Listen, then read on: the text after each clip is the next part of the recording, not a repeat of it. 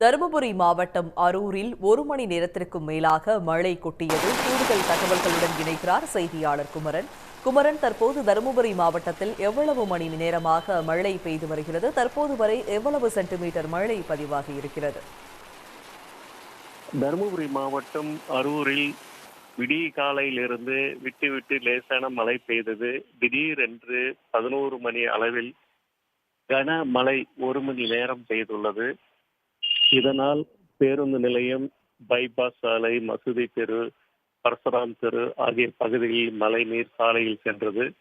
பரசுராமன் தெருவில் சாக்கடை கழிவு நீர் கலந்ததால் சாலையில் சாக்கடை நீர் போனதால் பொதுமக்கள் மூக்கை மூடிக்கொண்டு சென்றனர்.